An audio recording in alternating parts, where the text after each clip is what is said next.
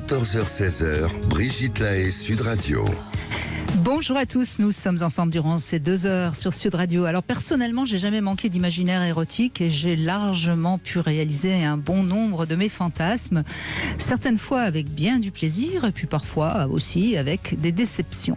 Sauf que maintenant, il est vrai que je n'ai plus trop de fantasmes. Eh oui, je les ai tous faits. Alors heureusement, j'ai appris à découvrir le plaisir d'avoir du plaisir. Cela étant dit, franchement, je suis certaine que la fantasmatique et l'imaginaire érotique sont 2 piliers extraordinaires pour garder notre libido en pleine forme et donc pour avoir toujours du désir pour faire l'amour et éventuellement pour un partenaire. Mais comment faire lorsqu'on a du mal à fantasmer? Et ça, je peux vous assurer que c'est fréquent. Je l'ai découvert au fil du temps avec vous, puisque justement, lorsqu'on fait une émission sur les fantasmes, eh bien j'entends beaucoup de gens qui pensent ne pas avoir de fantasmes. Alors, est-ce que c'est vrai? Est-ce qu'il y a des gens qui n'ont pas de fantasmes? En tout cas, on va parler des fantasmes avec 2 personnes qui connaissent bien la fantasmatique humaine, puisque c'est eux qui ont créé deux lieux où on peut vous aider à fantasmer. C'est Arthur Vernon et Flore Chéry qui seront avec nous. Alors, Arthur, vous le connaissez parce qu'il vient souvent parler fantasmes. Flore Chéry, vous la connaissez certainement beaucoup mieux, puisqu'elle vient maintenant tous les vendredis faire une chronique sur la sexualité. Donc si vous avez envie de comprendre pourquoi vous n'avez pas de fantasme, ou si vous avez envie de nous décrire votre fantasme, peut-être qu'on pourra l'interpréter, vous nous appelez au 0826 300 300. Bonjour Flore. Bonjour Brigitte. Merci d'être avec nous pour accompagner Arthur, parce que c'est vrai que vous avez créé ensemble 2 lieux dont on va parler, et puis généralement on invite toujours Arthur tout seul, et puis je me suis dit tiens, exceptionnellement, on va vous inviter tous les 2. Bonjour Arthur Vernon. Bonjour Brigitte. Alors vous avez créé, la première chose que vous avez créée, on va commencer tant qu'à faire par ça, c'était mysweetfantasy.com, qui est un site donc sur internet où quelqu'un vient, inscrit son fantasme et vous essayez de le réaliser. Alors évidemment, on ne peut pas réaliser tous les fantasmes, mais donc je sais que ce site marche bien maintenant. Lequel de vous 2 a eu l'idée en premier Alors, on va dire que c'est une idée commune.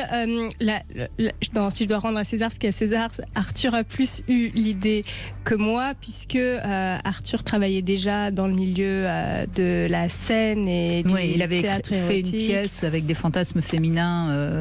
Exactement. Oui. Donc c'est toi surtout qui maîtrisais et les comédiens et l'aspect scénique qu'on doit mettre autour du fantasme. Et on s'est associés parce que moi j'ai plus, on va dire, d'acquaintance avec le milieu de la communication et oui, puisque vous travaillez à Union. Et donc je travaillais à Union à cette époque. Je travaille toujours d'ailleurs pour le magazine Union et pour différents médias. Et je trouvais que c'était une bonne idée si c'était présenté de façon joyeuse, si c'était à la fois pour des hommes, pour des femmes, mais aussi pour des couples. Et finalement, si derrière le mot fantasme, on parle d'une prestation plus que d'un fantasme. On utilise ce mot-là, mais ce mot-là, c'est un mot un peu fourre-tout, dans lequel on peut aussi mettre des prestations très simples et que finalement je ne trouvais pas sur le marché, comme des trucs comme faire venir un chef à la maison pour faire un dîner un peu aphrodisiaque ou un peu érotique. Et c'est d'ailleurs pour ça que vous l'avez appelé My Sweet Fantasy, parce que finalement le mot fantasy qui veut dire un peu la même chose que fantasme, puisqu'en anglais ça veut dire fantasme, mais en français le terme fantasy c'est une petite chose différente de notre sexualité habituelle en quelque sorte. C'est ça exactement. D'ailleurs oui, le mot fantasy dit comme ça est plus proche de ce qu'on fait. C'est vrai qu'on propose quelque chose d'alternatif, d'un peu différent, d'un peu original, où en fait le cœur de ce qu'on vend c'est un peu la surprise. On va surprendre les gens, donc ça va créer une émotion qui n'est pas toujours érotique, hein. Parfois ça peut être juste un petit peu de ah bah tiens, qu'est-ce qui se passe, de la curiosité ou de la joie ou de l'humour et les gens repartent souvent avec un souvenir. Voilà, donc on crée des souvenirs et en créant de la surprise. Et alors récemment vous avez créé ce lieu Sweet Paradise, qui se trouve à Paris dans le 2e rue Marie Stuart, et là c'est encore un peu différent puisqu'il y a des petits spectacles avec des comédiennes qui sont évidemment des petits spectacles érotiques, des gens qui viennent et qui assistent et qui éventuellement peuvent participer. Voilà, ils peuvent participer à la fois au spectacle. Alors, on a un système de bracelets, là c'est le spectacle du soir à partir de 20h30. Donc en fonction de leur choix, un bracelet bleu, ils vont vraiment simplement être spectateurs du spectacle érotique. Bracelet jaune, ils vont pouvoir participer un petit peu. Et bracelet rouge, alors là ça veut dire qu'il peut se passer pas mal de choses sur scène, puisque ces spectacles, certains d'entre eux, sont également destinés à un public libertin. Donc ça peut aller assez loin. Mais dans le lieu lui-même, le lieu c'est aussi qualifié de bar à fantasmes, ce qui fait qu'en arrivant, les sweeties, qui sont des artistes érotiques, mais elles ont aussi pour fonction de réaliser certains fantasmes. Et donc dans les boudoirs du lieu, il y a la possibilité déjà de venir et de réaliser certains de ces fantasmes. Alors le fantasme, justement, parlons-en. Moi, sincèrement, j'ai été très étonnée les premières fois que je faisais une émission sur le fantasme et où je demandais aux gens de venir parler de leur fantasme. J'étais très surprise de voir le nombre de gens qui pensent ne pas avoir de fantasme. Alors, qu'est-ce que vous diriez, Flore, Arthur? Est-ce qu'en effet, il y a des gens qui n'ont pas de fantasme, ou est-ce qu'ils sont coupés de leur fantasme? Moi, la première chose, que si quelqu'un me disait j'ai pas de fantasme, je me dis donc c'est quelqu'un aussi qui peut-être n'a pas de libido. C'est-à-dire que je ne dis pas que le fantasme va créer la libido, je pense plutôt à l'inverse. C'est-à-dire on a une envie, un désir sexuel. Parfois, certains n'arrivent pas à l'assouvir dans la vraie vie. Je pense souvent aux hommes qui fantasment sur le plan à trois avec 2 femmes. Moi, je dirais plus qu'ils le désirent réellement et concrètement, et que le fantasme se crée en fait par une frustration de ne pas pouvoir vraiment réaliser ce fantasme, une difficulté à le réaliser dans la réalité. Donc quelqu'un qui me dirait je n'ai pas de fantasme, oui, moi ça me fait penser à quelqu'un qui n'a pas forcément d'envie. Donc une libido assez basse. Je pense, ouais. Et vous ? En fait, je pense qu'il y a un concept qui est celui du script sexuel, qui est ce qui donne une motivation sexuelle à un individu. Ce script sexuel, ça peut être une rencontre, une connexion intellectuelle, un désir pour une personne pour des raisons qui lui sont propres, qu'il a pu développer au cours de sa jeunesse, de son adolescence, et c'est ça qui va lui donner une envie sexuelle. Et à partir de ce script, qui est quelque chose qui peut être très banal dans la vie de tous les jours, on a quelque chose qui se rajoute à cela, qui est le fantasme, qui est à la fois un script, mais encore davantage, c'est-à-dire que là, c'est vraiment l'ultime, on y pense beaucoup, ça devient obsédant. Peut-être que ça ne nous empêche pas d'avoir à côté une vie sexuelle épanouissante, peut-être, mais derrière, c'est quand même quelque chose qu'on a très envie. Et ça, on le voit surtout sur My Sweet Fantasy, un peu sur Sweet Paradise aussi. On a quand même quelques personnes, alors bizarrement peut-être davantage des hommes, qui sont quand même obnubilés par un fantasme très précis. Donc je pense que ces personnes-là ont peut-être une sexualité épanouissante, qui va bien par ailleurs, mais ça n'empêche pas d'avoir quand même quelque chose, un fantasme, une envie très particulière de quelque chose de pointu, précis, et qui est un petit peu, on le sent, obsédant. Oui, et là c'est souvent dû à une cristallisation de quelque chose qui a été vécu dans l'enfance et qui est complètement inconscient d'ailleurs, et qui se traduit par un fantasme. C'est un peu ce qu'on appellerait le symptôme dans un cas de psychologie totalement différente. Tout à fait. Mais je pense que...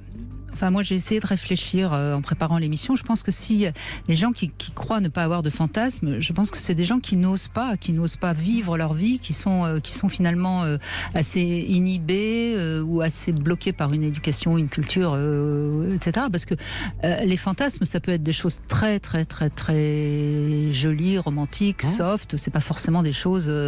C'est pas d'aller dans une boîte se faire attacher à un donjon. Ça peut être juste d'avoir, par exemple, un homme qui nous caresserait avec une plume. Si ça n'a jamais été fait, ça peut être un fantasme. Vous êtes d'accord avec ça ? Oui, tout à fait. Peut-être que les personnes qui disent ne pas avoir de fantasme aussi sont des personnes qui sont très pris dans la vie du quotidien, dans la routine, et pour lesquelles la sexualité a une place qui peut être le samedi soir de 22h à 23h, et puis après on pense à autre chose. Quel fantasme érotique intéressant. C'est pas justement, c'est pas un fantasme, c'est juste de l'organisation. Je plaisante, bien sûr. Et derrière, donc, qui pensent à leur travail, qui pensent à l'organisation de la vie familiale, et qui vont ainsi oublier, ne pas penser à se dire tiens, est-ce que je pourrais rêver ? Déjà rêver, mais pas le rêve inconscient pendant la nuit, mais l'imagination.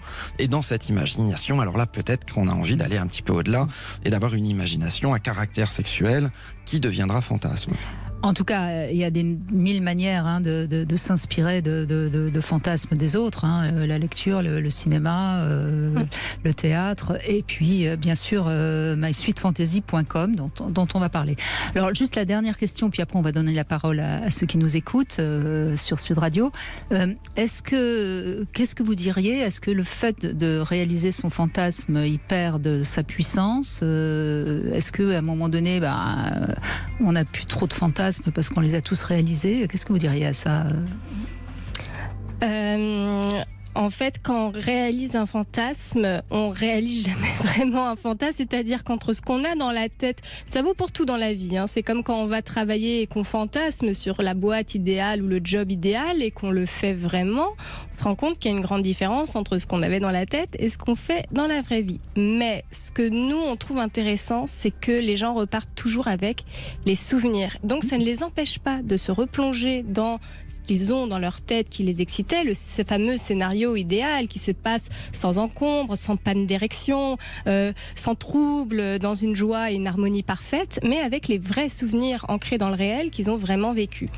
Et donc ce mix-là, nous qu'on propose, fonctionne bien. Mais on ne peut jamais réaliser l'instant idéal de grâce qu'on a parfois dans la vraie vie quand tout se combine bien, mais quand tout est organisé, faut faire avec l'épaisseur de la réalité. Donc à vous écouter, un fantasme va souvent être un petit peu en dessous de va tout le temps être différent de ce qu'on a dans la tête, ça c'est sûr. Ça c'est sûr. Voilà, et vous, je pense qu'il y a des fantasmes qui ne se réalisent pas, et comme on dit un peu dans notre slogan, et puis pour les autres, nous sommes là. Mais dans ces fantasmes-là, on voit des clients qui viennent parfois avec des scripts très précis, parfois de plusieurs pages. On réalise ligne à ligne exactement ce qui s'est passé. Ensuite, généralement, ils sont quand même contents, même si ils imaginaient peut-être quelque chose de différent, mais ils sont suffisamment contents pour revenir quelques mois plus tard et nous dire voilà, et de réadapter ce premier scénario pour en refaire un deuxième qui a parfois des liens avec le premier, mais dans lequel ils se disent tiens, maintenant voilà ce qu'on va faire. Donc c'est vraiment vivre une expérience, partager quelque chose de nouveau. Ça c'est le côté intéressant du fantasme, c'est qu'il est évolutif évidemment, et plus il est évolutif, plus il peut être en effet intéressant. Et alors il y a autre chose que je voulais dire aussi, puis après on va donner la parole à David justement qui nous a rejoint. Ce qui est intéressant dans un couple, quand il y a un couple qui a le même fantasme, là ça crée du lien et ça crée une solidité du couple, et donc il ne faut pas hésiter dans le couple éventuellement à chercher, à trouver peut-être un fantasme commun, et c'est peut-être ça qu'on peut faire, les aider, ceux qui nous écoutent. Si vous avez un fantasme, comment vous pouvez commencer à l'aborder avec votre partenaire? On va vous répondre sur Sud Radio évidemment. 14h-16h, Brigitte Lahaie, Sud Radio. Les fantasmes, qui n'a pas envie d'avoir des fantasmes pour réveiller sa libido? On en parle avec Flore Chéry et Arthur Vernon qui sont avec nous et créateurs de ce site mysweetfantasy.com, et on commence avec David. Bonjour David. Bonjour Brigitte, bonjour Flore et bonjour Arthur. Bonjour David. Bonjour. Alors, vous pensez quoi de vos fantasmes, David? Je pense qu'ils vont bien. Bon, écoutez, on est ravis pour vous alors. Ils vont bien, et j'ai beaucoup aimé toute votre introduction sur le sujet. Je pense que ce qui est important, dans l'absolu, c'est de bien savoir ce que l'on nomme fantasme, désir, envie, qui souvent sont mélangés, et qui en tous les cas, chez moi, quand j'étais plus jeune, étaient un peu mélangés. Et je dirais qu'avec le privilège de l'âge, j'ai appris à faire la différence entre ce qui était le domaine du fantasme, du désir, de l'envie et de la réalisation ou pas du fantasme. Et je pense que une bonne partie de mes fantasmes, que je sais qu'ils resteront fantasmes, et ce n'est pas un souci.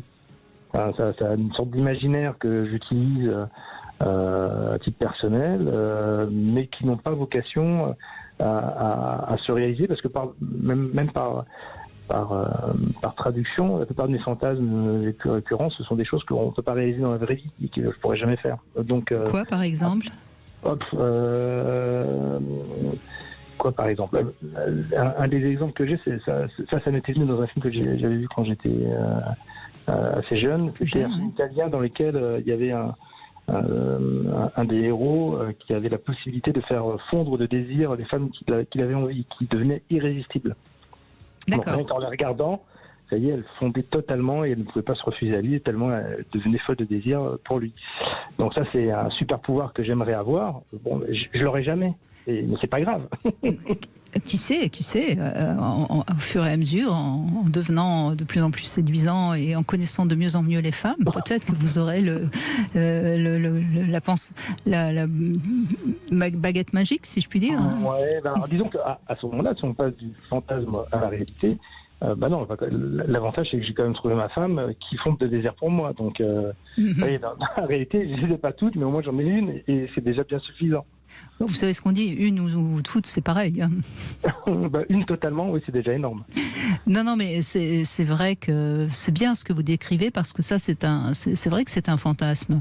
Mais en même temps, oui, c'est un fantasme imaginaire quelque part. Mais est-ce que c'est un fantasme qui est vraiment excitant pour vous ? Est-ce que vous pouvez vous masturber, par exemple, en pensant à ce fantasme ? Ah oui. D'accord, c'est-à-dire que vous avez croisé une femme que vous auriez aimé pouvoir séduire, voilà. Et le soir, vous y pensez, vous vous masturbez et ça améliore votre orgasme. C'est un sujet d'attachement ou c'est un des scénarios que je peux avoir. Et ça doit avoir un lien avec la vraie vie ou alors vous vous imaginez une rue virtuelle avec plein de femmes qui n'ont pas forcément... Souvent, les situations peuvent être totalement virtuelles, mais c'est vrai que c'est plutôt aussi avec des personnes ou des sujets réels. D'accord. Donc en fait, vous fantasmez aussi sur des femmes de votre entourage. Oui. Mais au fond, qui ne fantasme pas sur des personnes qu'on rencontre ? Bien sûr. Sauf que les 3/4 du temps, il y a une sorte de gendarme intérieur qui nous empêche de réaliser qu'on a pu fantasmer sur telle ou telle personne. Comme fantasmer sur des personnalités connues, tout ça c'est assez universel. Mais il y a ceux qui osent se laisser cette pensée-là et d'autres qui bloquent. Vous croyez pas ? Ah si, le fantasme sur les célébrités est l'un des fantasmes les plus répandus.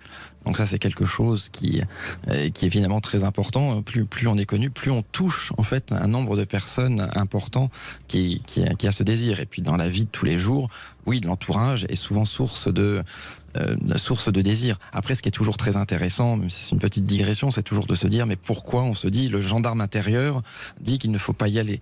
C'est-à-dire encore quel est le poids qui derrière est mis sur Parfois, la sexualité. c'est pas juste le gendarme intérieur, mais c'est aussi le gendarme extérieur. Parce que si c'est votre subalterne ou si c'est votre tuteur et qu'il faut pas y aller, non, il y aura un vrai gendarme qui va dire faut pas y aller. Donc parfois, on peut fantasmer sur son professeur de mathématiques, par exemple. C'est très bien, ou sur son gynécologue, mais faut pas y aller. Et puis il y a aussi parce qu'il y a des conséquences qui seront... Voilà, mais c'est intéressant de se poser la question sur ces conséquences. En fait, pourquoi y a-t-il des conséquences ? Sauf que, Arthur, de toute façon, si notre gendarme intérieur nous empêche de fantasmer, on risque pas de se poser la question. Oui, pourquoi ? Non, mais là, on a le fantasme, mais le gendarme intérieur dit de ne pas y aller. Moi, ça m'intéresse toujours de dire, tiens, pourquoi le gendarme intérieur dit de ne pas y aller ? Mais quand je parle du gendarme intérieur, c'est ma façon de parler du surmoi. C'est-à-dire que c'est quelque chose qui, de toute façon, ne nous vient pas à la conscience. C'est pour ça que... Ah oui, mais si on dit dans mon langage... Le fantasme est conscient. Non, il est inconscient puisque le gendarme intérieur a bloqué. D'accord. Vous voyez ? Très bien. Donc, non, alors moi je pensais pour ceux pour qui le fantasme était conscient, c'est-à-dire tiens, il y a cette collègue de bureau, ça m'intéresse. Et mais pour finir, ils ont quand même un petit gendarme intérieur qui va leur dire non mais je vais pas y aller parce que ça peut créer des problèmes dans le cadre du travail. Mais alors pourquoi ça crée des problèmes ? Non, ça c'est la place de la sexualité dans la société qui fait que parfois on n'ose pas y aller et ça c'est un autre sujet. Heureusement. Ou pas, heureusement, c'est une situation de fait. C'est toujours là, Flore chérie, qu'on n'est pas d'accord. Arthur Vernon. Non, mais c'est aujourd'hui, on est dans un environnement culturel qui donne une place très importante à la sexualité.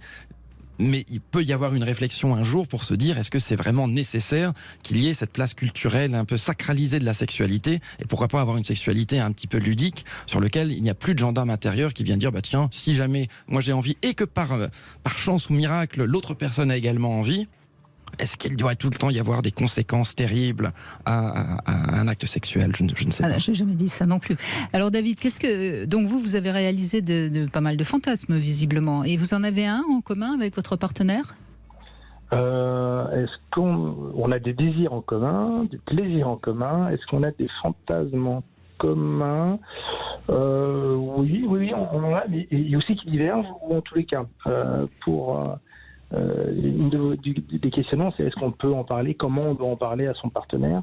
Et il y a un premier biais qui pour moi est essentiel, et c'est pour ça que j'en vois pas tout de suite au début dans ma relation, c'est qu'il faut bien que ce soit clair que ce que c'est que, j'en reviens à ce que je disais tout à l'heure, le désir, le fantasme et l'envie, c'est pas du tout la même chose. Justement, après tout, vous lancez un sujet intéressant, David. Restez avec nous, on va revenir sur quelle est la différence entre le fantasme et le désir. Moi, je n'y vois pas tant de différence que ça, mais vous nous direz, puis on verra ce qu'en pensent Arthur et Flore. À tout de suite. 14h-16h, Brigitte Lahaie, Sud Radio. Nous évoquons les fantasmes avec vous aujourd'hui, donc n'hésitez pas à venir fantasmer avec nous au 0826 300 300. Nous sommes avec Flore Chéry, journaliste à Union.fr, et Arthur Vernon, scénariste, et ils ont donc fondé ce site de fantasmes, mysweetfantasy.com. David, vous soulevez une question intéressante, donc quelle serait la différence entre fantasme et désir? Qu'est-ce que vous nous diriez, vous, David? Eh bien, pour moi, le désir, c'est déjà ancré un peu ça peut être ancré dans le réel. Et derrière, avoir une concrétisation. Alors que lorsque je suis dans un fantasme, je sais que je suis dans un fantasme, j'ai pas une envie absolue que ça soit la réalité. Je suis excité par ce que j'imagine, je suis excité par cet imaginaire, par la situation que j'ai dans la tête. Par contre, je ne veux pas forcément avoir un copier-coller de cette situation qui est dans ma tête, dans la réalité. Et si je n'ai pas dans la réalité ce que j'ai dans ma tête, ce n'est pas un problème. Donc c'est pour ça que j'ai ce fantasme qui est bien différencié. Alors que le désir, lui, c'est une envie, c'est quelque chose que j'exprime, et que j'ai envie de Oui, mais ça peut vraiment se recouper. Je veux dire une grosse bêtise, mais par exemple, vous pourriez avoir du désir pour votre belle-mère, et ça restera un fantasme, parce que vous ne passerez pas à l'acte, vu les conséquences que ça peut poser. Quoi qu'en dise Arthur Vernon. J'ai jamais été dans cette situation. Non, je sais, j'espère pour vous.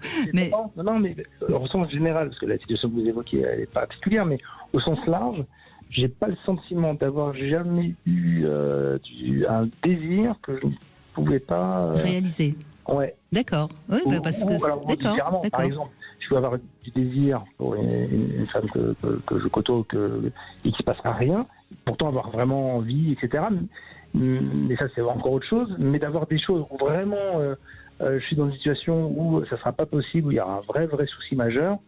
J'ai peut-être mon gendarme intérieur qui met d'entrée de jeu, lui, a mis des coups de circuit partout, quoi. Ouais, je pense qu'il y a quelque chose qui est bien mis en place, bien clivé chez vous. Et je pense c'est pour ça que vous faites la différence. Enfin, c'est mon avis, mais maintenant, c'est peut-être pas l'avis d'Arthur et de Flore. Qu'est-ce que vous diriez, vous? Moi, je trouve que la définition était assez juste. En fait, je dirais que le fantasme, c'est une pensée agréable et excitatoire sur quelque chose qui peut provenir d'un désir réel ou pas, si on a envie de faire l'amour avec les pieuvres et que ça nous excite d'avoir ce scénario dans notre tête, c'est une pensée agréable sans besoin de matérialiser. Et maintenant, parfois, le désir peut être très momentané et ne pas donner lieu à un fantasme. Par exemple, je rencontre quelqu'un, j'ai très envie de faire l'amour avec lui aujourd'hui, à ce moment précis, et puis ce désir, hop, demain, aura totalement disparu. Et ce sera pas, n'aura jamais été une pensée excitante à laquelle je vais repenser toute seule. Donc, oui, donc vous faites le pont parfois entre les deux et parfois pas. Et parfois pas. Ça me paraît. Donc on voit bien, chacun voit les choses avec son prisme à lui. Et vous, Arthur, vous diriez quoi? Oui, je pense qu'il y a en fait deux types de fantasmes. Et effectivement, les fantasmes dont on a parlé tout à l'heure, c'est-à-dire qui sont un peu obsédants, on a vraiment envie de les réaliser parce qu'ils sont une source d'excitation, mais en même temps un peu aussi une source d'oppression, c'est-à-dire on a vraiment envie qu'il se passe quelque chose. Et puis on a des fantasmes qui sont déjà utiles en eux-mêmes, dans le sens où ils servent déjà à exciter, alors soit soi-même ou soi-même en couple. Et dans ces conditions, il remplit sa fonction excitatoire et pas besoin qu'il se réalise. Et je dis en couple parce que c'est quelque chose, c'est une pratique sexuelle qui est aussi assez développée, mais qui consiste à avoir un discours, à parler pendant l'acte sexuel. Et là, parfois, pendant l'acte sexuel, je dis bien pendant, donc entre le couple, on peut dire, il y a la cavalerie qui débarque. Donc ça peut vraiment exciter sur le coup de se dire, attention, là, il y a tout le monde, la cavalerie débarque, etc. Mais dans la vraie vie, on n'a pas forcément envie que la cavalerie débarque dans la chambre à coucher et qu'il se passe d'autres choses avec 35 autres personnes. Alors que dans le cadre de l'acte sexuel, oui, alors est-ce que c'est un fantasme? Oui, quand on le dit, et voilà, et on a la cavalerie. Oui, mais c'est toute la question que le fantasme n'est pas forcément quelque chose qu'on veut qu'il se réalise. Non, mais il est excitant, donc il produit quand même une fonction. Là, il produit une fonction qui consiste à exciter le couple. par des scénarios comme ça que le couple se raconte sous la couette. C'est l'intérêt du fantasme. David, alors, vous n'avez pas de fantasme en commun avec votre partenaire, vous disiez ? Non, pas directement, aussi quand même. Bon. Attendez. Oui, on peut en avoir quelques-uns. Et justement, alors, dans le couple, et dans mon couple, c'est vrai que là-dessus, je suis assez libre pour en parler parce que je sais que je ne veux pas l'imposer.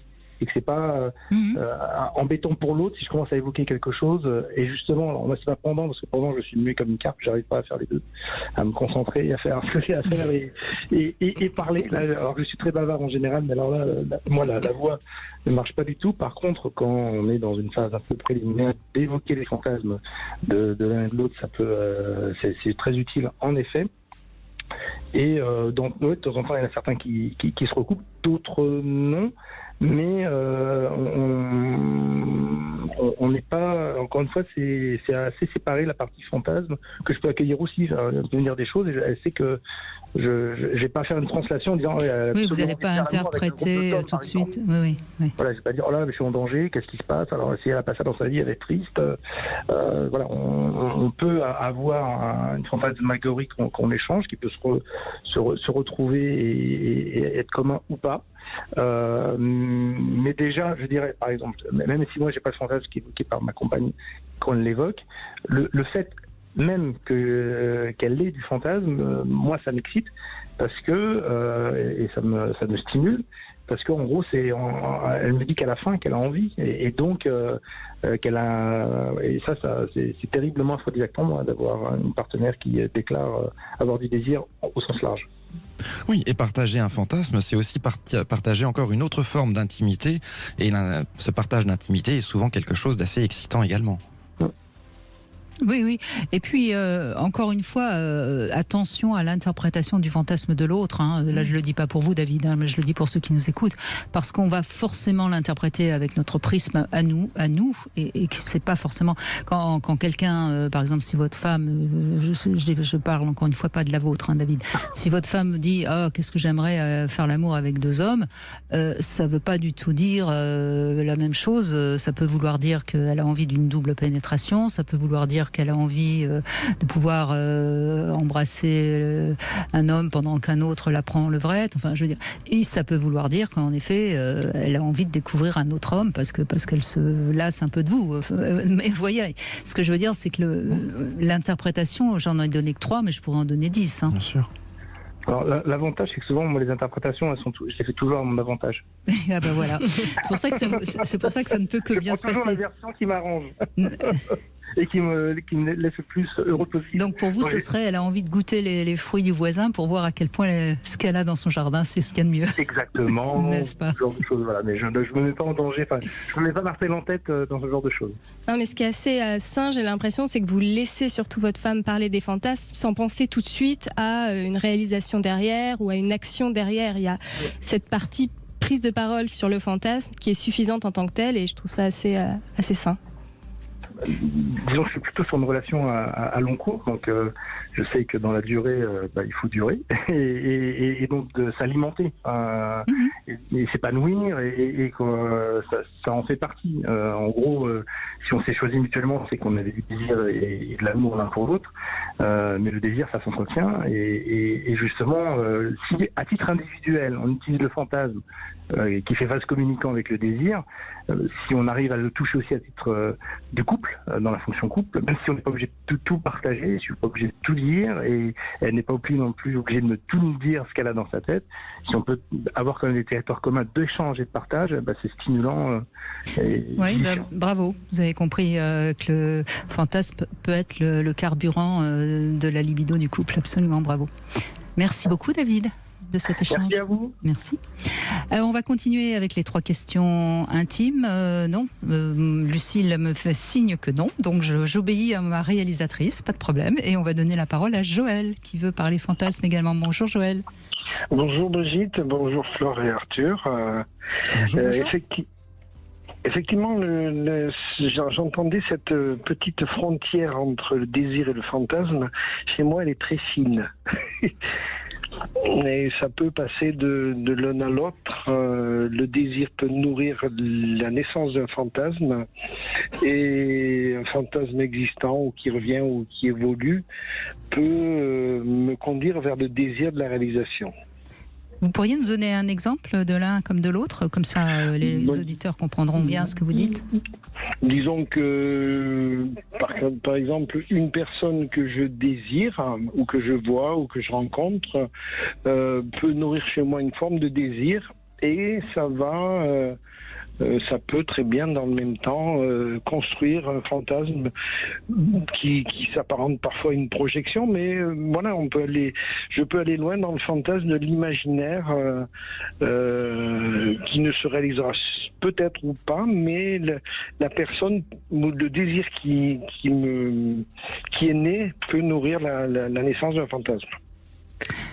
En tout cas, ce que j'entends depuis le début de l'émission, c'est que si on a un imaginaire, un esprit qui fonctionne bien, on est assez libre avec la fantasmatique, non ? L'imaginaire est la condition sine qua non du fantasme. C'est d'abord on a un imaginaire et puis ensuite on permet à cet imaginaire d'aller dans le domaine du sexuel et ça devient du fantasme. Donc là c'est un bon exemple de ce que vous racontez. Si vous avez une personne là en tête et que derrière vous avez une projection, comme vous le dites, à caractère sexuel sur cette personne. Mais c'est pas forcément l'imaginaire. Là j'ai l'impression que les gens rencontrent. Donc là c'est une rencontre que vous faites de quelqu'un qui va finalement provoquer le fantasme. Tout comme beaucoup de femmes qui pensaient ne pas avoir de libido ou pas de fantasme, ouvrent un jour 50 nuances degrés et se rendent compte avec cette lecture et puis cette confrontation à ce qui pourrait être que, si elles ont des fantasmes, et ça se transforme après en désir. Finalement, une petite paire de menottes. C'est vrai, vous avez raison. Le nombre de femmes que j'ai entendues à l'antenne grâce à 50 Moi, j'étais assez catastrophée par le bouquin, mais je lui reconnais ça. Ça a éveillé un nombre de fantasmes. Et alors, la vente de menottes dans les love shops. Et les cravaches chez Decathlon, à ce qui paraît. Ah oui. Oui. Par ailleurs, pour moi, le fantasme, puisque mon imaginaire fonctionne pas trop mal, peut se nourrir, il peut s'amplifier, et parfois quand j'ai le désir de la réalisation et que j'approche ou que je touche un fantasme, ça me permet d'avoir parfois une forme de petite déception parce que le fantasme était plus intense que la réalisation. Et d'autres moments, ça peut me pousser à amplifier le fantasme comme une forme de quête et de recherche d'aller un peu plus loin parce que cette réalisation m'a nourri. Oui.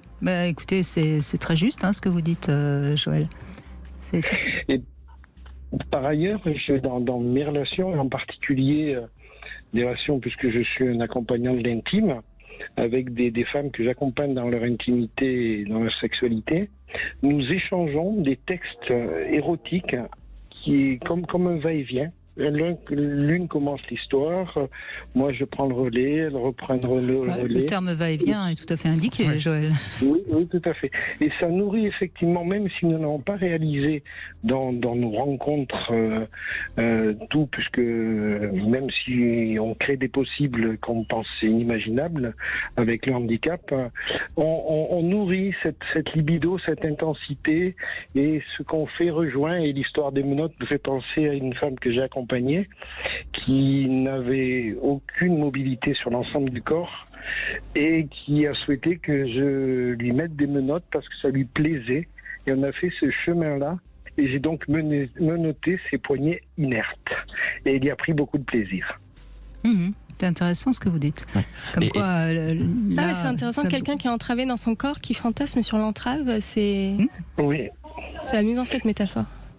Et moi je retiens aussi l'exercice très intéressant que vous indiquez, qui est quelque chose qui se pratique de façon générale comme exercice littéraire, qui est cet exercice d'aller-retour ou de va-et-vient, si on veut, qui consiste à écrire une partie de texte et ensuite de transmettre cette partie de texte à quelqu'un d'autre qui va le compléter. Je trouve que c'est un exercice très intéressant dans le cadre justement du fantasme ou dans le cadre d'un couple.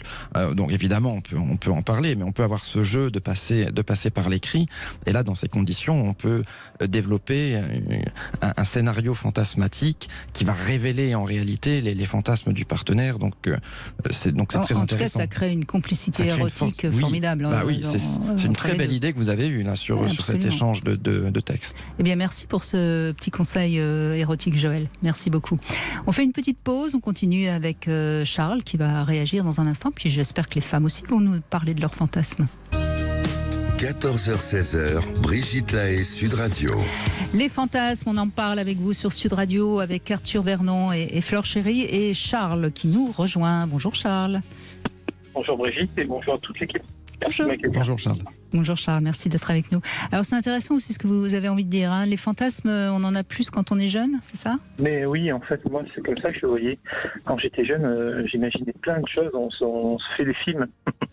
et après, moi, je suis issu d'une famille où c'est très, très pudique, où, c'est catou coincé un peu, voilà. Et, donc, vos fantasmes vous ont aidé à vous libérer, j'imagine. Oui, de se sortir. En tout cas, à sortir, voilà, c'est ça, à sortir d'un milieu un peu coincé. C'est ça. Mm-hmm. Et donc, du coup, après, on fait une vie. Moi, après, je me suis séparé, mais ce que je veux dire, c'est que je pense que dans le fantasme, ce qui compte, c'est la quête. C'est un peu ce que dit Orelsan, ce que je disais tout à l'heure à Jordan, où en fait, tant qu'on l'a passé, ça reste quelque chose de vraiment qu'on désire au plus haut point, et une fois qu'on l'a eu, c'est un peu comme la voiture qu'on cherche à acheter. Je suis bien d'accord avec vous. Belle bagnole, et une fois qu'on l'a, on l'a. Et après, plouf, quoi, c'est un peu ça. Pouf, non, parce qu'après, on sait ce qu'on aime, ce qu'on n'aime pas, et on peut aller vers ce qu'on aime et trouver quelqu'un avec qui participer à ce qu'on aime. Mais là où je suis d'accord, c'est que beaucoup de fantasmes qui ont pu nous emmener très loin, une fois qu'on les a réalisés, bon... Après, on peut avoir envie de les réaliser de nouveau, ou on peut avoir envie d'autres fantasmes, ou des fantasmes périphériques, c'est-à-dire que celui qu'on a réalisé peut nous emmener vers quelque chose qui n'est pas identique, mais un petit peu similaire, et donc ça permet de renourrir un imaginaire érotique. Mais c'est vrai qu'il y a certains fantasmes... Oui, mais voilà. Arthur Vernon, excusez-moi, mais quand on a beaucoup vécu, on a quand même vite fait le tour. Hein. Je suis d'accord. Mais vous n'avez pas réalisé tous vos fantasmes de jeunesse, non ? Ça reste des fantasmes. Mais moi, j'imaginais, par la comparaison avec les drogues, on prend des drogues douces, ok, on a fait le tour, et après, on passe à la dure après. Mm-hmm. C'est quoi la limite en fait ? C'est est-ce que ça peut aller loin, très très loin, très très très loin ?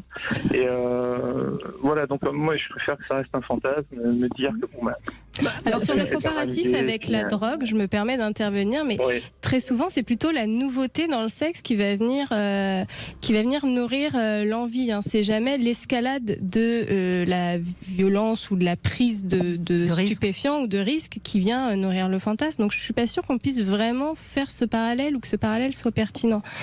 Et je veux dire, c'est pas parce que vous avez fait un plan A3 une fois que vous avez envie de faire un plan A4, un plan A5, un plan A6, un plan A7 pour toujours avoir le même plaisir. Je suis pas sûre qu'on puisse raisonner comme ça. Vous avez raison et en même temps vous avez tort, Flore Chéry, parce que quand on voit l'escalade de la pornographie, on voit bien. C'est pareil. Sur la pornographie, c'est pas. Enfin, quand on voit, les gens qui sont addicts à la pornographie ne sont pas addicts. On pense souvent qu'ils sont addicts à du sexe de plus en plus violent. Alors ils peuvent en consommer de plus en plus. Ce que je veux dire par là, c'est que si la pornographie est devenue de plus en plus violente, c'est qu'il fallait aller de plus en plus haut. Parce que au départ, la pornographie, elle sert à voir des choses qu'on ne ferait pas soi-même. C'est vrai. Maintenant, on peut remettre en question le fait qu'elle soit de plus en plus violente. C'est une première remise en question, surtout dans un contexte où elle est de plus en plus diversifiée. Il y a de plus en plus de propositions qui sont faites. On peut vraiment remettre en question que la pornographie soit de plus en plus violente. Mais c'est un discours qu'on entend beaucoup. Et c'est pareil pour les fantasmes. Les fantasmes, c'est pas parce qu'on a fait un truc à un moment qu'on a envie de faire plus hard, c'est souvent ça qu'on a en tête tout le temps. Je suis d'accord avec le côté hard, mais là où Charles a raison, c'est qu'une fois qu'on a réalisé un fantasme, c'est bon, on l'a réalisé, on n'a pas envie. Donc on va essayer d'en trouver un autre, et puis à un moment donné, Oui, moi je peux rejoindre cela, même à l'époque où il n'y avait beaucoup moins de pornographie. J'ai toujours en tête ce film qui est Salo ou les 120 jours de Sodome, donc inspiré de l'œuvre de Sade, un film de Pasolini, qui montre, on va dire, 4 messieurs d'un certain âge, donc qui ont déjà vécu, et qui décident de s'isoler et qui prennent un certain nombre de jeunes femmes et de jeunes hommes avec eux pour les servir d'esclaves sexuels. Et c'est vrai que lorsqu'on regarde ce film, on se dit que ces personnes ont certainement déjà dû bien vivre avant pour avoir des fantasmes, on va dire, aussi tordus, aussi horribles. Le film est très difficilement visionnable quand on n'est pas aguerri à ce que peuvent être des fantasmes particulièrement tordus et violents. Et en regardant ce film, il y a un effet catharsis où on se dit, j'ai pas envie d'en arriver là.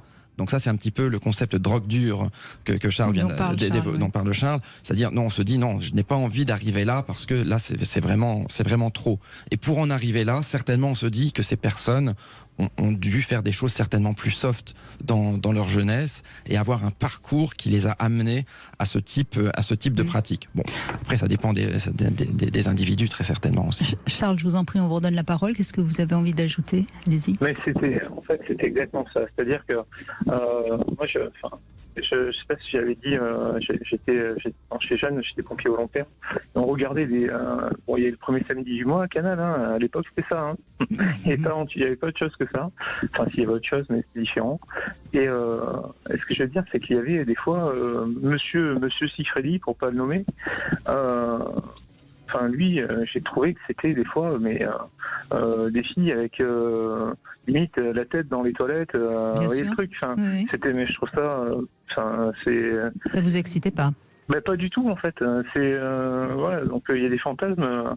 Rien qu'à les voir, lui, ça me donne pas envie. Quoi. Clairement. Après, donc il y a des choses, je pense, voilà. Faut que ça reste. Oui, comme quoi la violence n'est pas forcément excitante. C'est pour ça que vous n'avez pas besoin. Pour vous, en tout cas. Ouais, pour moi, ouais. Après, voilà, pour d'autres qui ont qui sont insatiables, qui ont besoin qui ont absolument besoin et tout le temps et de plus en plus fort, plus loin, normal, sous drogue, etc. Enfin, ça peut aller loin aussi là-dessus. Hein. Donc, moi, je me dis, ouais. Parce que vous avez visiblement, Charles, une constitution psychique assez normale. Souvent, les fantasmes de violence, de viol, de choses de plus en plus hard, c'est une manière de digérer, si je puis dire, quelque chose en nous qui a besoin de se vider. Hein. Bon, après voilà, tout dépend de quel fantasme on parle. C'était des fantasmes un peu plus. Alors justement, mais la crainte, elle est là. C'était quoi votre fantasme gentil? Des gentils, c'était des plans peut-être à 3 ou des machins, mais je préfère que ça reste. Voilà, un gars, deux filles, mais après le faire avec sa compagne, eh ben non. Enfin, c'est des choses. Ouais. Voilà, c'est un peu compliqué. On n'imagine pas le caler. Aller faire garder les enfants et faire que ça. Il y en a qui le font, hein, mais c'est pas. J'ai un peu du mal avec ça. Mais cela dit, si c'est votre fantasme et qui continue de temps en temps à vous exciter, c'est très bien. Oui. Et et vous en parlez sereinement avec votre compagne? Ah ben, je l'ai plus, donc c'est difficile. Il aurait peut-être fallu lui présenter une copine. Peut-être qu'à ce moment-là, elle serait toujours là, hein, allez savoir. Ou alors elle serait partie avec sa copine. Ah bah, ça peut arriver. C'est possible, ça peut arriver. Il y a déjà eu des cas. Mais vous dites quand même, vous dites qu'avec l'âge, vous avez l'impression que les fantasmes diminuent. Oui. En fait, moi j'ai vraiment le sentiment que c'est lié à la libido. Notre libido, elle est vraiment à bloc quand on est jeune jusqu'à 40 ans. Après, au-delà, ça commence, il faut vraiment s'entretenir sportivement pour être en forme, ça c'est certain. Mais après, ça dépend. Ma compagne, elle était plutôt pas du tout sportive. Plutôt la cigarette au bec, donc autant dire que la libido elle est un peu fracassée en deux. Donc après on n'est plus tous sur la même longueur d'onde, plus tous en plein de choses qui vont plus, donc voilà, mais après ça c'est l'histoire du couple, oui, c'est au-delà des fantasmes. Merci Charles en tout cas de votre témoignage. On avance dans la discussion des fantasmes. Je vous donne une petite devinette, vous aurez le temps des infos pour me trouver la réponse. Vous êtes 2, hein, donc normalement vous devriez y arriver. Qu'est-ce qu'il faut dire à une femme pour lui plaire? Vous pouvez y réfléchir. Et puis on va redonner bien sûr la parole aux auditeurs après les infos pour continuer à évoquer la question des fantasmes. On a dit déjà pas mal de choses. Peut-être que vous avez aussi envie de comprendre pourquoi vous avez tel fantasme, ou comment vous pourriez évoquer ce fantasme-là avec votre partenaire. Eh bien, on est là pour vous aider à y répondre. 0826 300 300. À tout de suite. 14h-16h, Brigitte Lahaie, Sud Radio. Les fantasmes, c'est un peu le carburant de notre libido. Je crois que c'est quelque chose que tout le monde comprend bien, mais c'est pas toujours facile. Il y a parfois des pannes dans les stations-service, donc c'est pas toujours facile d'aller chercher. Faut-il déjà savoir si on est diesel, essence ou électrique? Maintenant, on a le choix. Voilà. Alors, je voulais en profiter. Vous savez que Sud Radio est partenaire du mondial de rugby. Et alors, pour fantasmer, quoi de mieux que le calendrier des rugbyman 2024? Je l'ai reçu, oui, Fleur Chérie, je l'ai reçu. Et je reconnais ils sont quand même pas mal. Et ça peut être un support, un fantasme, ce calendrier des rugbyman 2024. Donc, c'est en librairie depuis aujourd'hui. C'est pour ça que j'en parle aussi. C'est aux éditions First. C'est un grand calendrier. Voilà. Donc, n'hésitez pas, si vous avez envie de vous procurer le calendrier des rugbyman 2024. Et puis bien sûr restez à l'écoute puisque le soir Sud Radio va énormément participer à ce mondial de rugby. Vous savez que Sud Radio est la chaîne du rugby. Alors avant de donner la parole à Alice qui nous a rejoint, qu'est-ce qu'il faut dire à une femme pour lui plaire? Vous avez une idée? C'est une devinette, donc la réponse elle est évidemment c'est drôle. Une blague, c'est ça? Bah oui, il faut bien dire sûr. Une femme pour lui plaire. Peut être drôle. Je n'en sais rien. Vous n'en savez rien, donc je vais vous donner la réponse, ça sera plus simple. Il faut lui dire ce que vous ne voulez pas qu'un autre homme dise à votre épouse. Ah bah. Parce que vous voyez bien comment on peut faire craquer une femme, puisque vous avez su la faire craquer. Bonjour Alice. Bonjour Brigitte, bonjour Arthur et bonjour Flore, merci de m'accueillir. Bonjour Alice. Et une petite aparté, ça tombe bien que vous parliez du calendrier des rugbyman parce que mon mari a un calendrier d'Obad dans son dressing et j'ai la chance de pouvoir porter du coup la lingerie du calendrier, donc c'est très agréable les fantasmes des hommes. Et donc vous avez les leçons qui vont avec? C'est ça, la 1, la 2, enfin ça fait un moment maintenant j'ai le son, mais bon c'est que je pense à mettre le calendrier des rugbyman dans mon dressing. Je l'ai pas encore fait, mais pourquoi pas. Oui, mais c'est un petit support imaginaire qui fait de mal à personne et qui fonctionne bien. Hein. Ça fait pour ça d'ailleurs, les calendriers. Exactement. Pour ma part, le fantasme... j'y suis venue un peu plus tard, pas quand j'étais jeune, et j'avoue qu'avec mon époux, on a des fantasmes tous les deux, ça se scénarise, mais de là à passer à l'acte, je suis pas sûre que finalement l'un et l'autre en ait vraiment envie. La tentation est là, mais l'envie, non. Après, il y a des fantasmes qui sont simples, comme d'aller en forêt ou dans la nature ou dans un lieu. Ça, il n'y a aucun problème. Mais c'est plus des fantasmes qui seraient à plusieurs, c'est ça? Ouais, c'est ça, tout à fait. Mais vous avez dit un mot qui est intéressant dans le sujet du jour, c'est le mot tentation. Parce que le fait d'être tenté, ça excite. Après, est-ce qu'il faut succomber à la tentation? C'est comme un plat, des fois on est tenté, puis quand on a goûté, on est très déçu, et finalement, après, on le fantasme plus. Oui, on est déçu, ou parfois même, il y a une mauvaise expérience. On le digère mal. Qui fait que c'est encore pire. Donc ce sont des choses qui s'évaluent sur du long terme, en prenant du temps, avec beaucoup de communication, et puis de profiter de cette période-là, justement, pour en faire du matériel excitatoire, et d'en discuter entre vous, et de pouvoir vous exciter sur cette idée. Oui, parce que tant que ça excite, pourquoi passer à l'acte? En fait, ça joue son rôle. Hein. Bien sûr, et ce qui est intéressant, c'est aussi de s'exciter sur les modalités pratiques du passage à l'acte. C'est-à-dire comment on fait si imaginons, tiens, on se dit on le fait et on réfléchit, bon, est-ce qu'on va aller dans un club par exemple, mais lequel? Et on discute, et rien que tout cela en fait est déjà en soi excitant sans même qu'on a franchi la porte du club. Oui, tout à fait. En fait, on a eu une expérience. On est allé faire un tour à Amsterdam et on est allé voir un spectacle érotique et c'était plus que érotique et on a été tellement surpris et agrément et finalement on aurait pensé être mal à l'aise et en fait pas du tout et on l'aurait prévu peut-être que ça aurait été plus compliqué et finalement on était tellement surpris et enfin finalement vous voulez dire que vous auriez été prévenu que ça allait quand même beaucoup plus loin, que c'était un peu hard, vous n'y seriez peut-être pas allé. Hein, exactement, tout à fait, exactement. Et du coup, bon ça c'est, je pensais pas voir ça sur scène. Franchement, j'étais à des milieux de voir ça. Donc, et finalement, on a trouvé ça très bien l'un et l'autre, et ça s'est bien passé. Mais c'est vrai qu'effectivement, on aurait su. Moi, je n'aurais peut-être pas osé y aller de moi-même, parce qu'en plus c'est moi qui ai eu l'idée. Donc et finalement, non, ça s'est vraiment bien passé et c'était très bénéfique d'ailleurs. Mais ce que vous dites est très très intéressant, Alice, parce qu'au fond, on voit bien que lorsqu'on a trop concrétisé, si je puis dire, dans sa tête son fantasme, eh bien, il y a toutes les chances, en effet, qu'on soit déçu. Il faut qu'il reste le petit côté surprise quand un fantasme... Magique, ouais. Ouais, il me semble, oui. Oui, mais ce qui est intéressant aussi, c'est l'autre partie de ce que vous venez de dire, c'est-à-dire que vous seriez interdit de voir, par exemple, un couple avoir des relations sexuelles sur scène.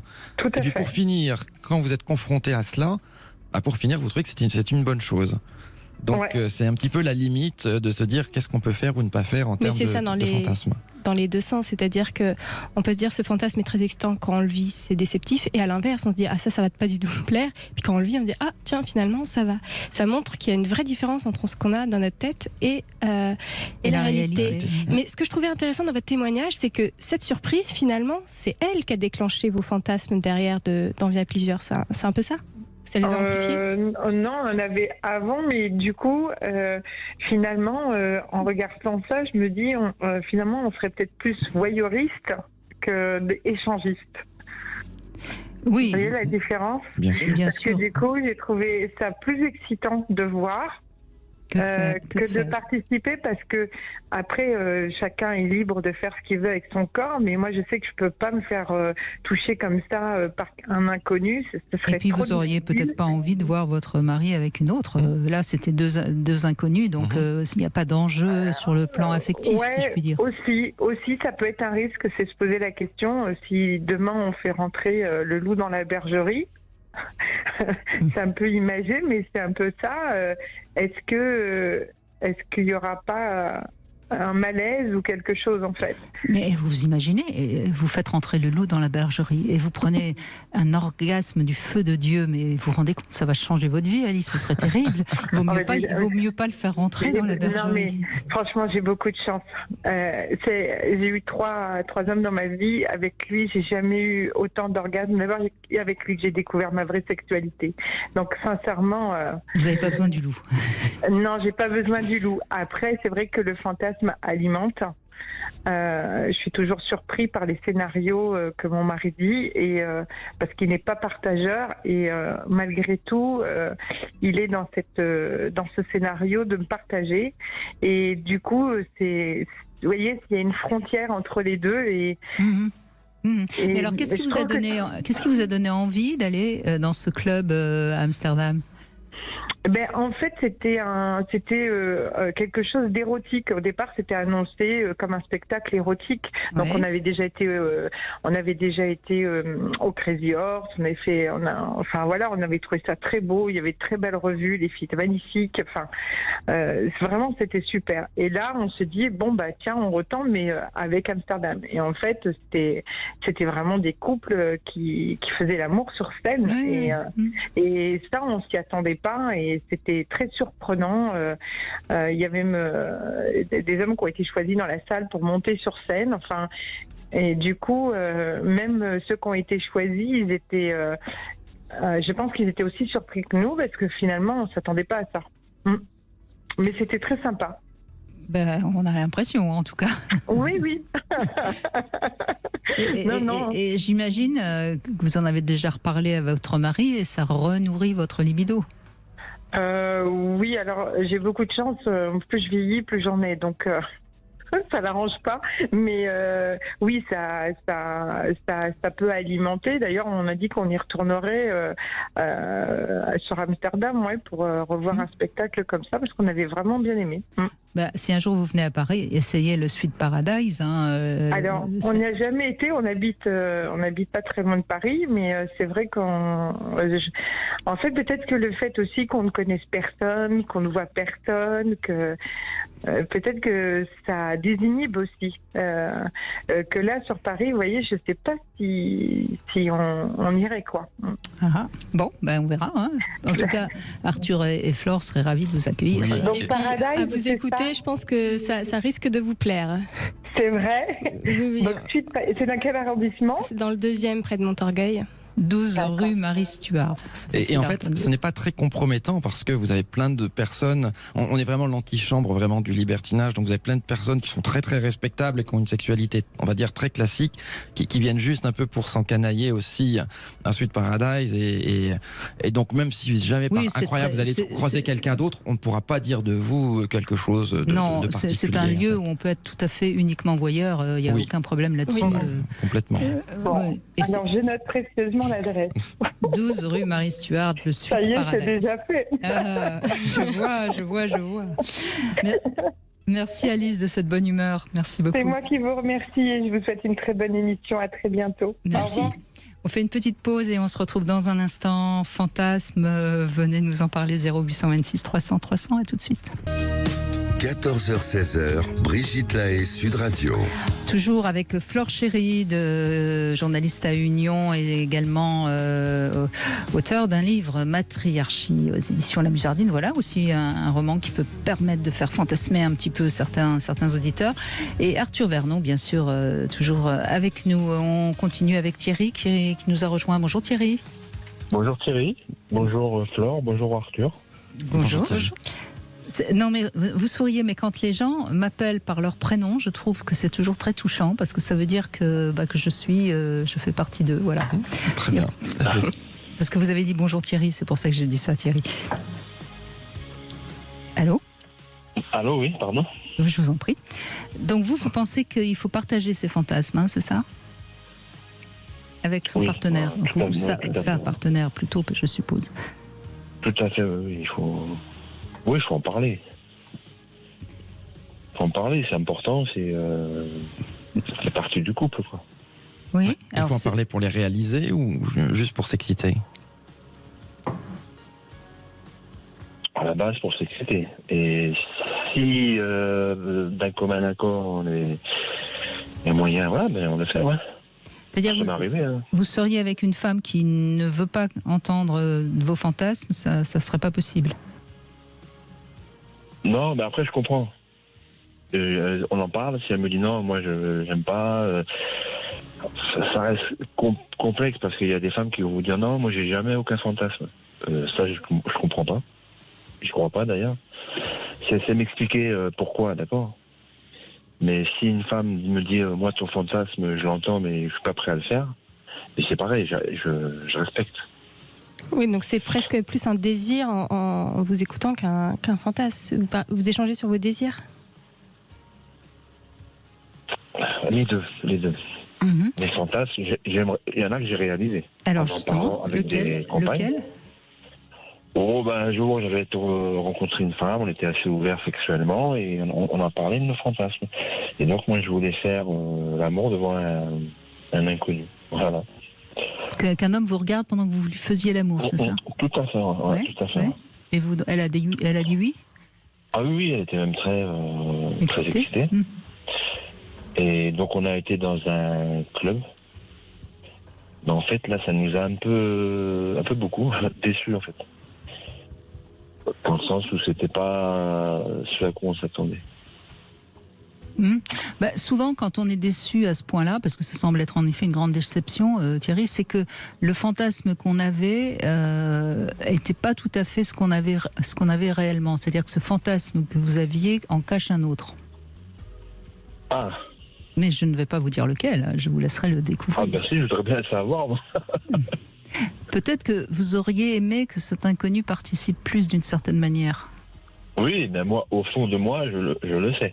Ah bah voilà, donc vous n'avez pas besoin de moi, Thierry. Ah non, mais moi, j'ai pas fait la relation, si vous voulez. Oui, parce que non, il y a des compagnes à qui j'ai déjà dit, mais écoute, si t'es d'accord, il te touche, et puis on va plus loin. Bon, souvent, la réponse, c'est non, c'est niet, catégorique. Ah bah, c'est parce qu'elle vous aime. C'est souvent la réponse, ouais. C'est je suis à toi et pas à un autre. Mhm. Après, on l'avait refait. Il faut lui répondre, Thierry, il faut lui répondre. Puisque tu es à moi, je peux faire de toi ce que je veux. Donc je peux te demander d'être touché par un autre homme. Ça peut marcher, hein. D'accord. Je note. Non, mais ça peut marcher. Si c'est fait, évidemment, dans la notion de l'amour et de la soumission et du jeu, hein, pas dans la domination patriarcale dont on parle, hein, évidemment. Non, ça reste dans le jeu, voilà. Pour moi, c'est un jeu. Oui. Mais il faut l'amener il faut l'amener sous une forme de jeu, de soumission qui peut parfois, si vraiment cette femme, elle est... Après, il faut faire attention que ça n'aille pas plus loin que ce qu'elle pourrait supporter aussi, hein. Mais alors, non, après j'ai eu d'autres... Pardon, oui.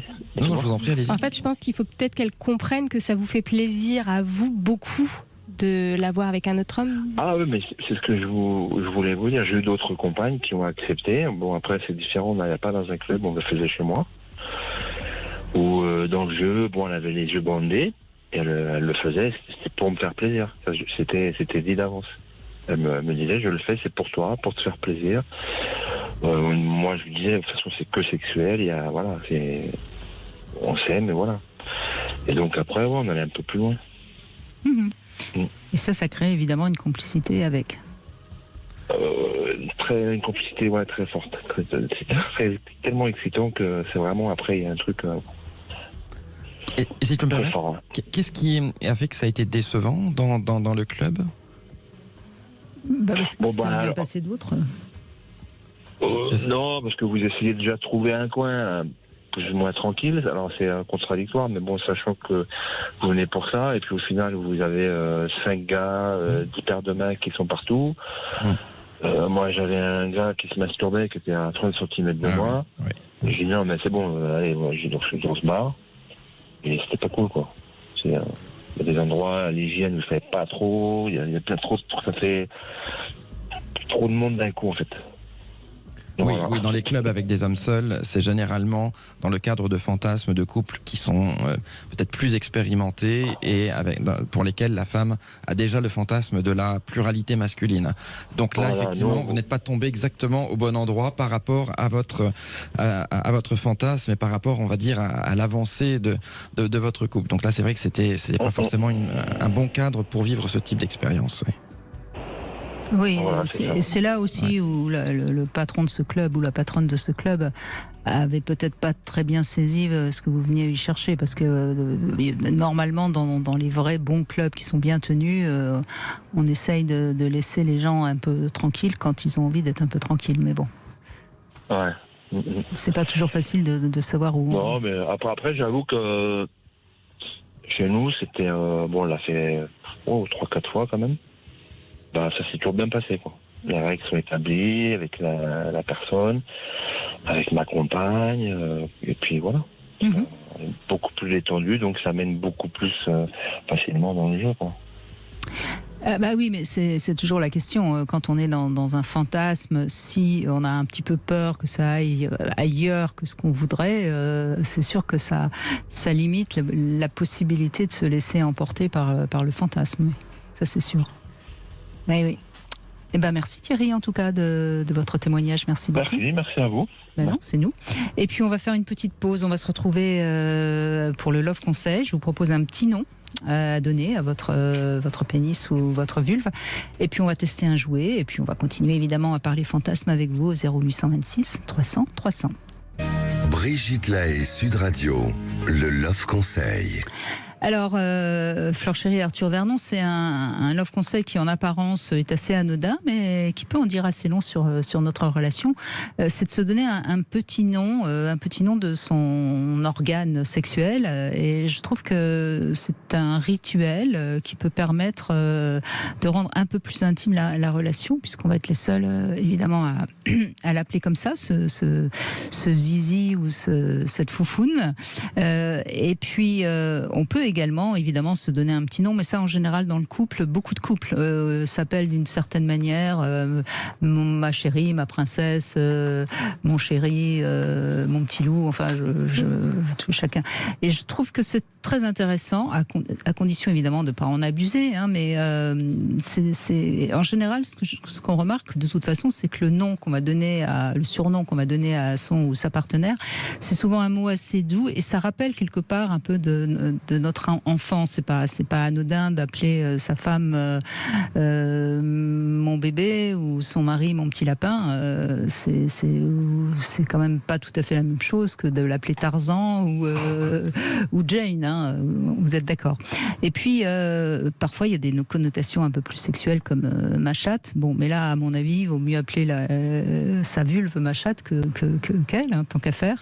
En tout cas, donner un tout petit nom à son organe sexuel, c'est une manière de faciliter, si je puis dire, la communication sexuelle qui est souvent si difficile dans le couple, et d'y mettre un peu d'humour. Par exemple, si vous appelez votre pénis Arthur, je sais pas moi, comment on pourrait l'appeler, allez, Rocco, c'est la première chose qui me vient à l'idée. On se demande pourquoi d'ailleurs.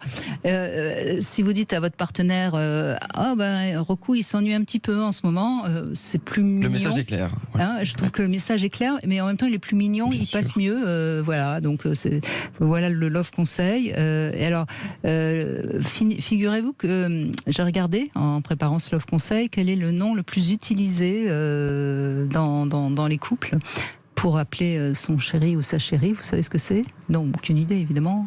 Son ou sa chérie, le petit nom mon bébé, non, je sais pas. Non, c'est mon cœur. Ah, mon cœur, voilà. oui. 25% qui s'appellerait comme ça, donc faites un peu preuve d'imagination, essayez de trouver quelque chose de plus original, non?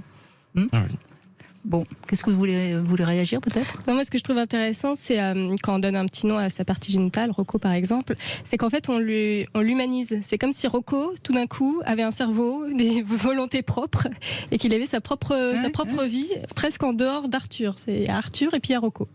Oui, et du coup, ça permet de parler autrement de sa sexualité, avec peut-être un peu plus de légèreté, quoi.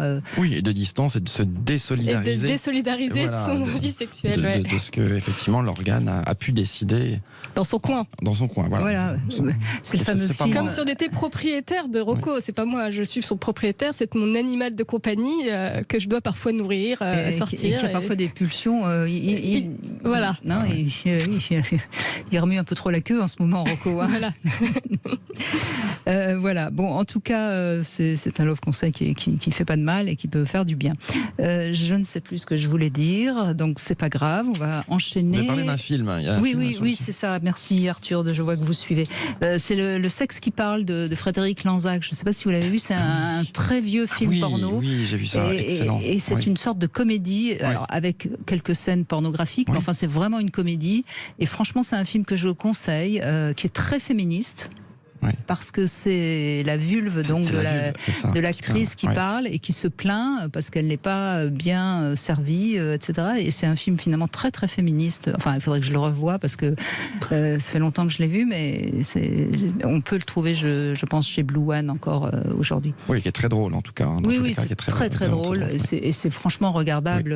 Oui. C'est pas un porno très très. C'est pas le porno hardcore dont le précédent invité à parler. Bonjour Dalia. Oui, bonjour.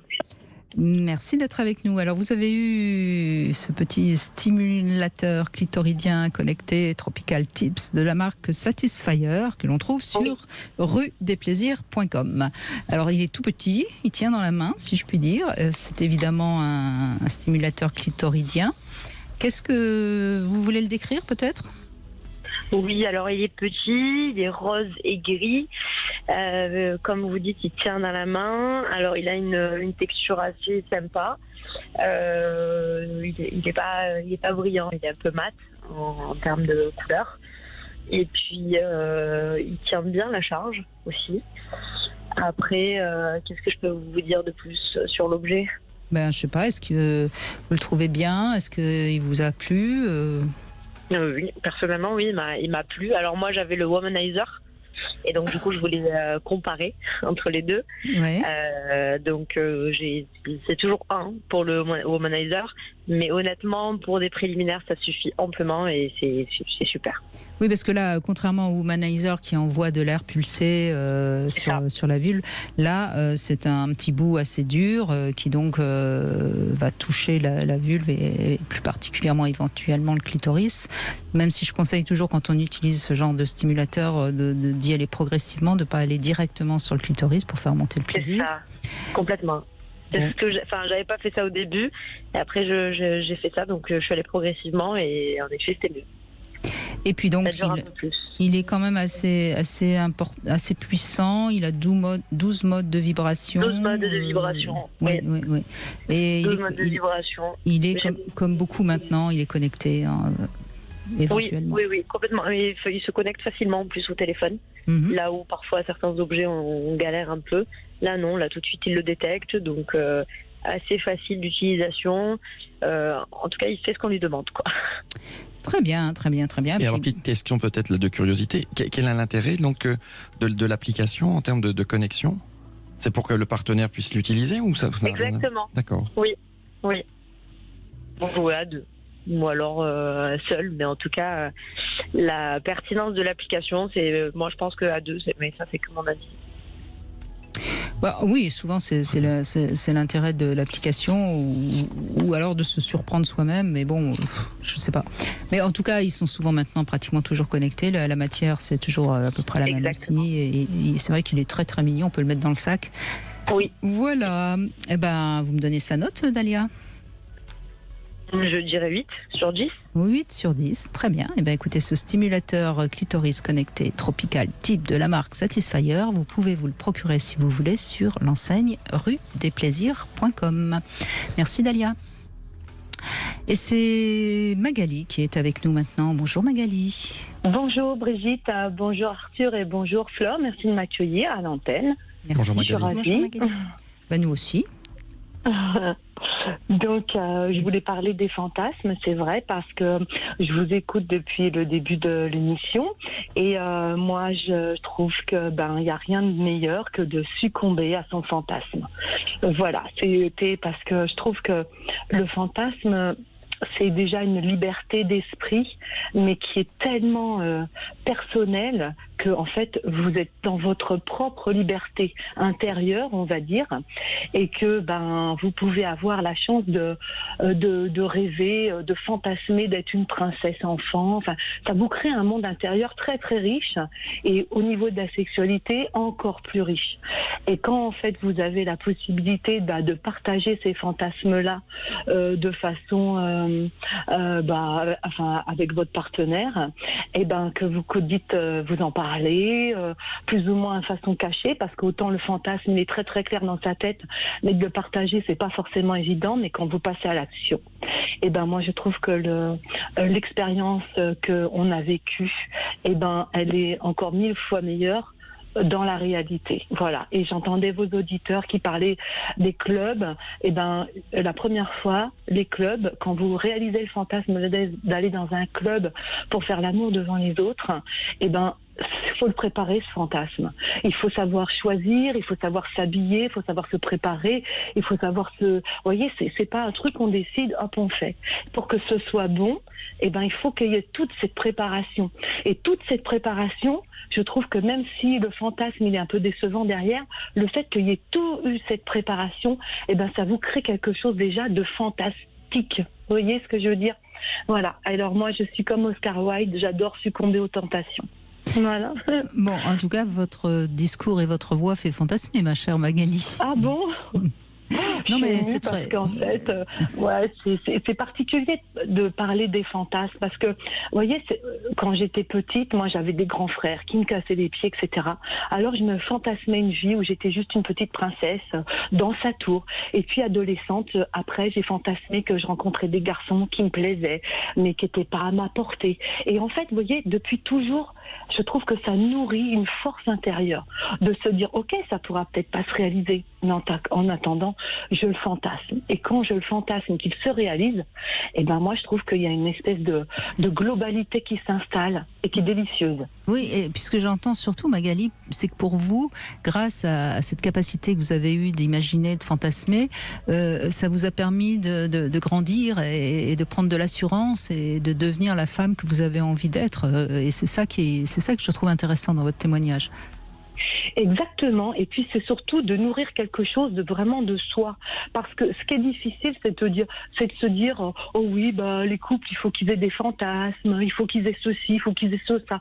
Et en fait, voilà, on est trop pris dans le on doit faire ça pour être bien, alors qu'en fait, si vous nourrissez ça de l'intérieur, et pour moi, c'est ça le vrai fantasme, c'est ce qui se nourrit de l'intérieur et qui se reproduit, pas parce que se dire moi je sais que dans mon couple, voilà, on a toujours aimé la sexualité.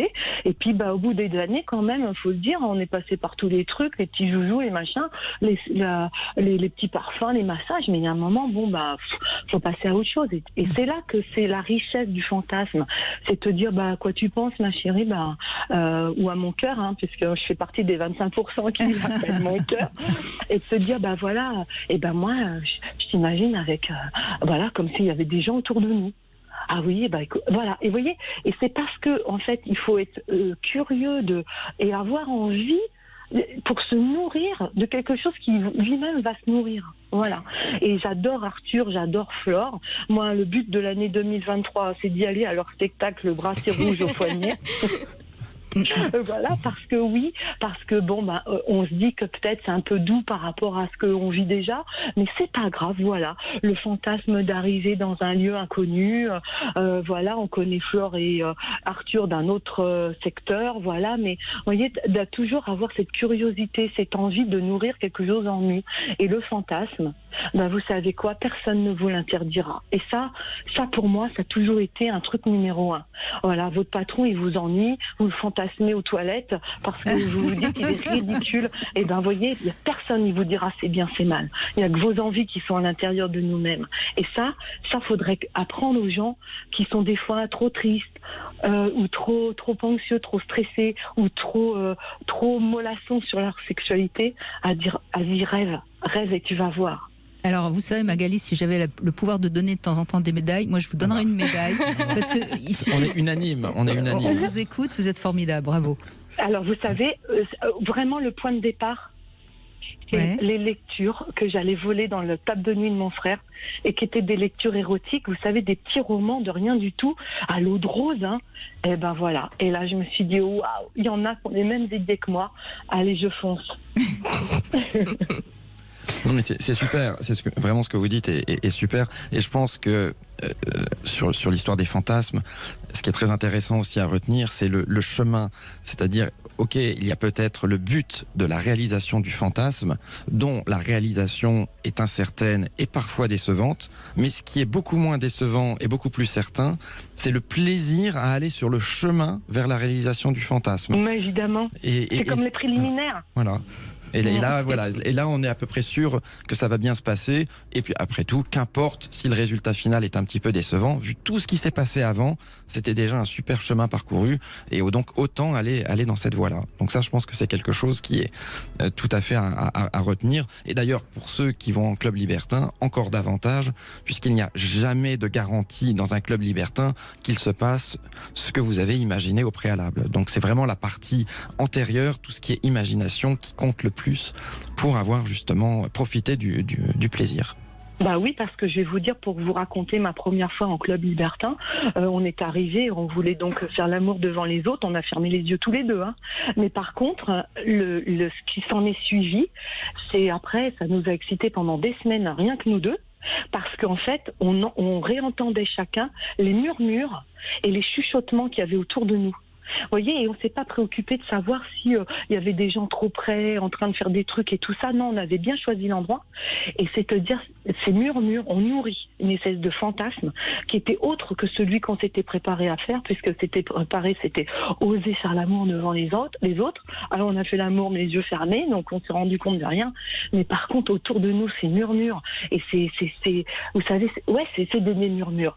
Ça nous a alimenté l'oreille, et mon chéri aussi, hein. Pourtant l'oreille, c'est pas le truc c'est son premier truc, mais voilà, ça a alimenté quelque chose d'autre.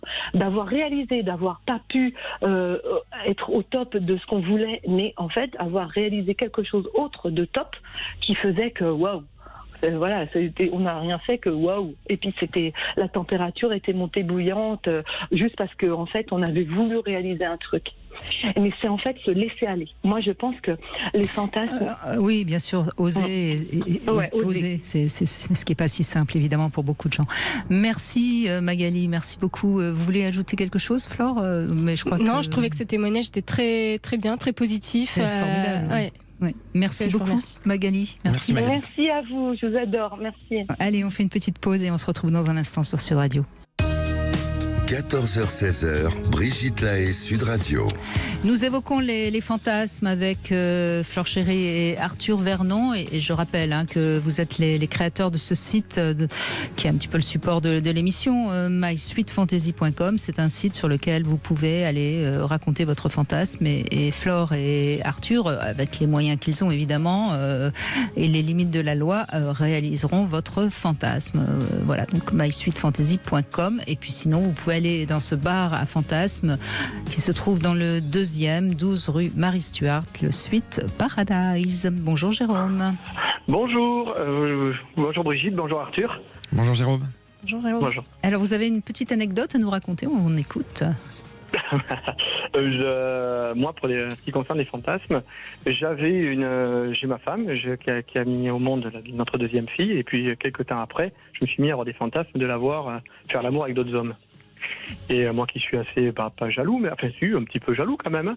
Donc je suis pas prêt à être très libertin. Et bien là, je me suis étonné, j'avais vraiment des fantasmes. Et ce fantasme-là, et ma meilleure amie, qui était psy à ce moment-là, me dit, normal, c'est une façon que tu as, je lui en fais part, c'est une façon que tu as de faire défusionner maman de l'enfant, et puis de notre fille, du coup, et de ramener maman dans le lit. C'était ces termes. Oui, pourquoi pas. Et ça a déclenché quelque chose chez moi, du coup, effectivement, c'est vrai que, je dis tiens, et ça, cette énergie délivrée par ce fantasme, du coup, c'est complètement délité. Et du coup, ça comme si ça avait mis à jour derrière le fantasme, le désir que j'avais de resexualiser la relation avec ma femme. Et du coup, ça a diminué cette intensité. Et vous voulez dire d'avoir qu'on ait interprété votre fantasme et que ça ait eu du sens pour vous, parce que ça aurait pu ne pas en avoir. Du coup, ça a fait le fantasme, il a fait plouf. Oui. Alors, oui, tout à fait. C'est ça. Et du coup, parce que derrière le fantasme, il y avait un message, c'était de retrouver une relation charnelle avec ma femme, en fait, parce qu'elle était plus préoccupée par la petite, par Marie. Donc du coup, voilà. Et ça, du coup, ça a délité ce désir psychique derrière ce fantasme, et ça a permis de mettre à jour finalement le vrai désir qui était derrière le fantasme, de renouer des relations sexuelles avec ma femme, en fait. Oui, mais c'est intéressant parce qu'en effet, derrière un fantasme, il y a souvent un autre désir ou quelque chose, un souvenir qu'on a envie de revivre, et le fantasme, c'est un peu comme le rêve, il déguise.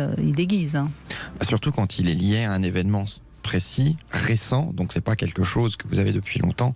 Donc là, il y a plus de chances qu'il y ait une raison pour l'existence de ce fantasme. Et est-ce qu'il a évolué vers un autre type de fantasme, donc en lien avec votre femme, ou la sexualité que vous voulez retrouver avec votre femme? Oui, un peu plus hard, je dirais. C'est-à-dire justement de la reféminiser et après lié aussi à des films pornographiques où j'ai osé exprimer aussi, parce que j'aime l'idée de pouvoir exprimer les fantasmes à l'autre.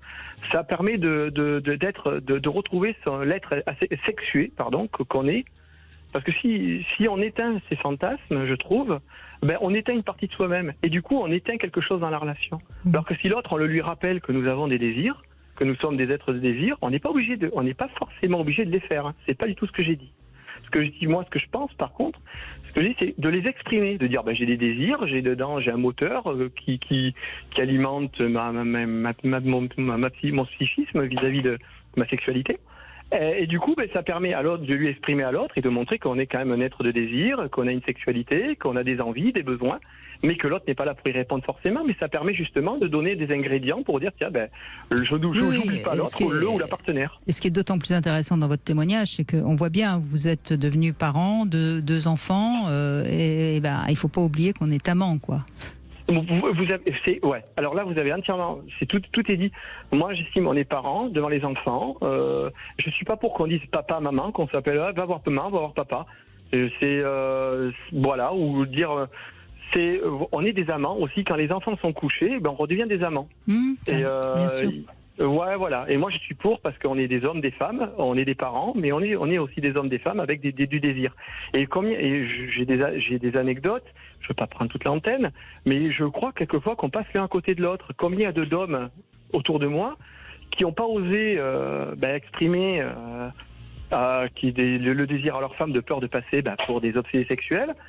Du coup, les femmes, elles ont envie d'autres hommes aussi, et la réciproque, elle est vraie. Et ils passent l'un à côté de l'autre parce qu'ils ne se sont pas exprimés le désir qu'ils avaient à l'intérieur. Et les êtres de fantasme, on a peur d'être jugés derrière. Enfin là, on pourrait passer pour des obsédés, on pourrait passer pour quoi, aussi bien les hommes que les femmes. Et du coup, moi, j'ose exprimer le fantasme en disant, et quand quelquefois ma femme me dit, ça fait partie de moi. Je t'oblige pas à y répondre, par contre, parce que j'ai pas ce pouvoir-là. Mais en même temps, moi, je suis content de pouvoir exprimer les fantasmes parce que je suis un être humain, quoi. Et du coup, et de les assumer à l'intérieur. Oui, mais en plus, encore une fois, on peut avoir des fantasmes horribles, terribles, totalement punissables par la loi. Bon, et alors, à partir du moment où on les réalise pas, c'est pas grave. Je sais pas s'il faut vraiment les raconter à son conjoint dans ces moments-là. Mais pourquoi pas ? Enfin, si ça dépend de l'intimité qu'on a avec l'autre, bien sûr. Mais là, ce qui est bien, c'est que ça sert quand même on a envie la de la libido du tuer, couple. c'est peut-être pas la peine de lui raconter. C'est ça. Non, mais là, en l'occurrence, ça servait un peu à nourrir aussi la libido commune du couple. C'est un peu ça que j'entends en fait derrière. Bien sûr. Non, mais puis on sait qu'il y a, même si c'est parfois un petit peu polémique, on le voit dans les sondages que les femmes ont parfois un peu le fantasme du viol, et dans ces conditions, avec le conjoint, il peut y avoir cette espèce de jeu de rôle, de dire, d'interpréter comme s'il s'agissait d'un viol, ce qui évidemment n'est pas le cas, puisqu'il y a évidemment le consentement de la femme pour ce type de jeu de rôle. Bien sûr. Mais évidemment, fantasme qui n'en serait jamais un en dehors du couple. On est sur un terrain glissant, Arthur Vernon. Oui, j'arrête là. Non, mais bien sûr, on a des fantasmes qui parfois sont des choses totalement incroyables et parfois dégueulasses. Enfin, tout est possible. Vous avez raison, Jérôme. Soyons aptes à s'autoriser à les avoir, ces fantasmes. Après, la réalisation, c'est autre chose. Voilà. Et je peux dire quelque chose ? Je peux ajouter quelque chose ? Oui, bien sûr, Jérôme. Juste en 2 secondes, par rapport à ce que dit M. Vernon, oui, effectivement, ma femme, elle a le fantasme du viol. On s'en est aperçu un jour, on regardait un porno où on voit, vous devez peut-être connaître, Cathy, fille soumise, un film des années 75, je crois. Voilà, et ma femme, j'ai vu que ça l'avait rendue complètement folle. Et on en a parlé. Enfin, ne vieillissez pas trop. Hein. Non, mais moi, c'est pareil. Hein, désolé. Mais non, mais je plaisante. C'était une private joke entre nous, Jérôme. C'est compris. Et du coup, effectivement, j'ai vu que ça l'avait rendu bien émoustillé, et on aura quelquefois, je sais pas pourquoi. Donc vous avez acheté une cagoule et puis vous êtes rentré par la cheminée et vous avez violé votre femme. Elle dirait pas non. Mais elle dirait pas non. Elle dirait pas non. Et du coup, ça a permis d'alimenter aussi quelque chose.